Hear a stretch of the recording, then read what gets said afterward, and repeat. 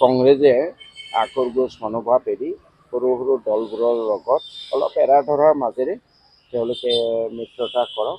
প্ৰথম আহিছোঁ ৰাইজৰ দলৰ কাৰ্যালয়লৈ প্ৰথম মিটিঙত, গতিকে কি আলোচনা হৈছে বা আজি কি আলোচনা হ'ব মই এতিয়ালৈ নাজানো। মিটিঙত যোৱাৰ পিছতহে জানিব পাৰিম। মিত্ৰতাক লৈ কিমান আশাবাদী? মিত্ৰতা হ'ব নে নহয়?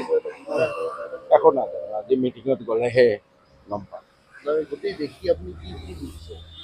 না, আমিতো আশা কৰিছোঁ যে বিজেপিক শাসনৰ পৰা আঁতৰোৱাৰ স্বাৰ্থত কংগ্ৰেছে আকৰগোজ মনোভাৱ এৰি সৰু সৰু দলবোৰৰ লগত অলপ এৰা ধৰাৰ মাজেৰে তেওঁলোকে মিত্ৰতা কৰক। যদিহে তেওঁলোকে বিজেপিক আঁতৰাব খুজিছে, আৰু যদি তেওঁলোকে বিজেপিক আঁতৰাব খোজা নাই তেতিয়াহ'লেতো আৰু ক'বলগীয়া একো নাই। দেখা গৈছে যে অখিল গগৈ বাৰম্বাৰ তেখেতে আহ্বান জনাই আছে, আবেদন কৰিছে, কালি আপোনাৰ চিঠি পত্ৰ লিখিছে, হোৱাটছআপতো পঠাইছে, কিন্তু তেওঁলোকে কোনো ধৰণৰ সঁহাৰি এতিয়ালৈকে দিয়া নাই। আকৰগোজ মনোভাৱেৰে গৌৰৱ গগৈ ডাঙৰীয়া আছে।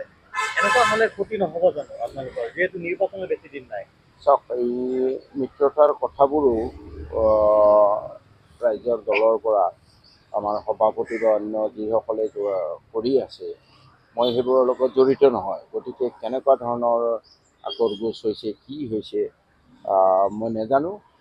আশা কৰিছোঁ যে মিত্ৰতা হ'ব। কালিও গৌৰৱ গগৈ কিবা এটা বাইট দিছে যে মিত্ৰতা হ'বই। আশা কৰোঁ অলপ এৰা ধৰাৰ মাজেৰে মিত্ৰতাটো হ'ব বুলি আশা কৰিছোঁ। যিকেইটা সমষ্টিত দিছে, মাত্ৰ 4টা সমষ্টিতহে ৰাইজৰ দলে জিকাৰ সম্ভাৱনা থকা বুলি অখিল গগৈয়ে কৈছে। বাকী যিহেতু আপোনালোকে 15টা চিট বিচাৰিছিলে, সেই 11টা চিটতে আপোনালোকৰ জিকাৰ সম্ভাৱনীয়তা নাই বুলি মই নাজানো। আপুনি বিচৰা বাতৰি পাব কেৱল নিউজ 18 এপত। নিউজ 18 এপ ডাউনলোড কৰিবলৈ স্কেন কৰক এই QR কোড। গুগল প্লে ষ্টৰতো পাব এই নিউজ 18 এপ।